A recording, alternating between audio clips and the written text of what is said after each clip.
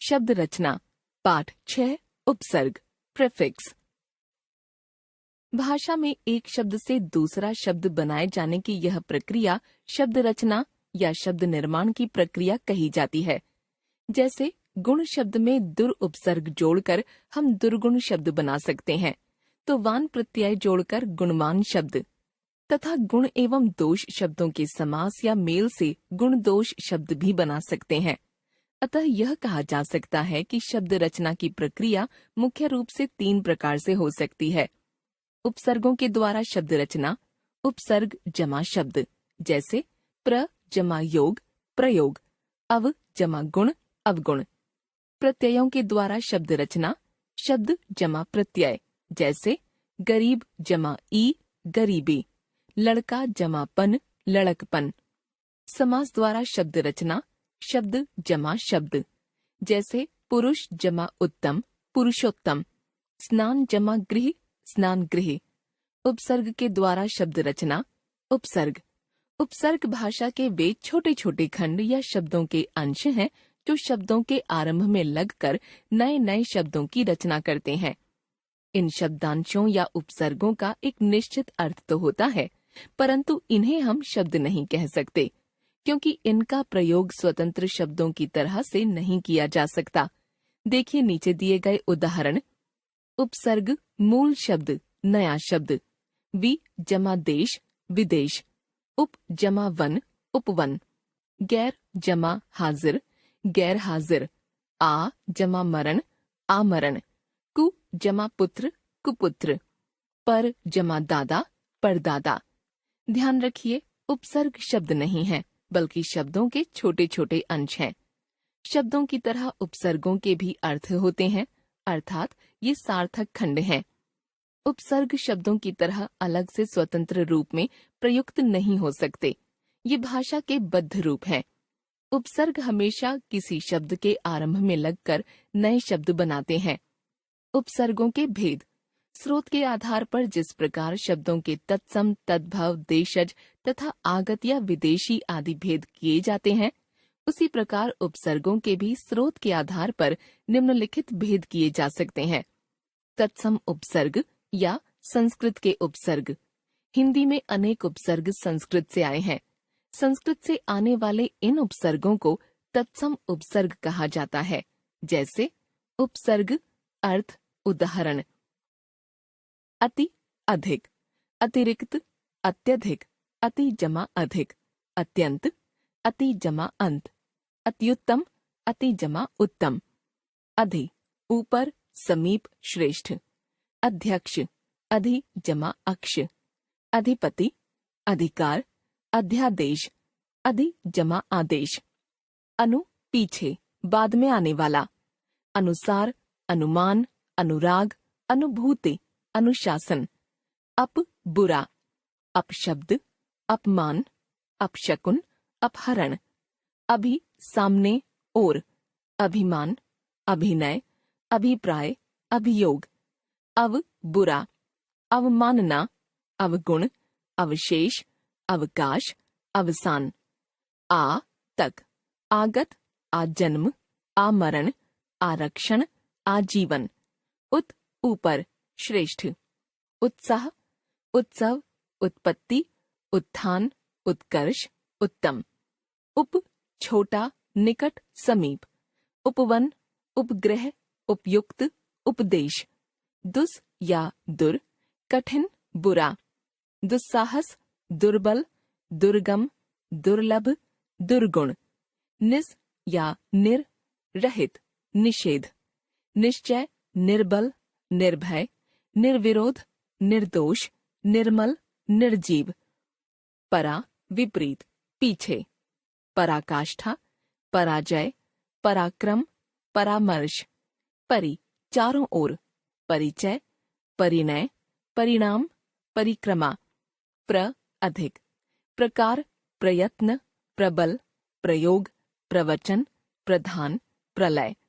प्रति विरुद्ध सामने, प्रतिध्वनि प्रतिनिधि प्रत्येक प्रति जमा एक, प्रतिदिन, वि विशिष्ट अलग, विज्ञान विनय विशेष वियोग, विदेश, विनाश, विपक्ष।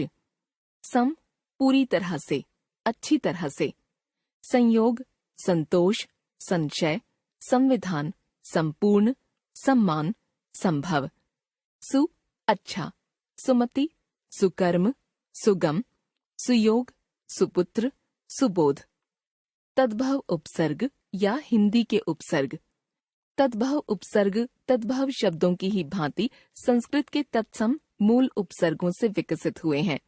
इनको हिंदी उपसर्ग भी कहा जाता है, जैसे उपसर्ग, अर्थ, उदाहरण। अन, अभाव, निषेध। अनजान, अनपढ़, अनमोल, अनजाना। कु, बुरा, कुचाल, कुढंगा, कुचक्र। ति, तीन। तिगुना, तिपाई, तिपहिया, तिराहा। दु, दो। दुगुना, दुबला, दुमंजिला, दुभाषिया। अध, आधा। अधजला, अधपका, अधमरा, अधकचरा, अधखिला। औ, हीन, रहित। औगुन, औघट। नि, रहित। निपट, निहत्था, निकम्मा, निपूता, निगोड़ा। पर, दूसरी पीढ़ी के अर्थ में। परदादा, परनाना, परपोता। भर, पूरा। भरमार, भरसक, भरपूर, भरपेट, भरसक। स, अच्छे के अर्थ में। सपूत, सगुण। बिन, बिना। बिन ब्याहा, बिन जाने, बिन बुलाया। आगत उपसर्ग या विदेशी उपसर्ग। जो उपसर्ग विदेशी भाषाओं जैसे अरबी, फारसी, तुर्की आदि से हिंदी में आए हैं, वे विदेशी उपसर्ग कहे जाते हैं, जैसे बा, साथ, से। बाकायदा, बावजूद, बाइज्जत, बासलीका। बे, बिना। बेखबर, बेरहम, बेईमान, बेइज्जत, बेकाबू, बेगुनाह। बद, बुरा। बदमाश, बदनाम, बदकिस्मत, बदतमीज, बदबू।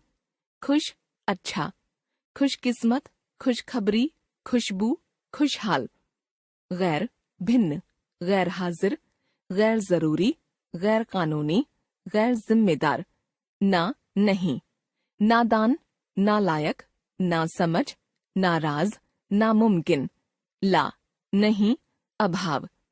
लापरवाह, लाचार, लावारिस, लापता, लाजवाब। हम, साथ, समान। हमराही, हम सफर, हमराज, हमदर्द, हम शक्ल, हमजोली। उपसर्गों की तरह प्रयोग में आने वाले संस्कृत के कुछ शब्द या शब्दांश।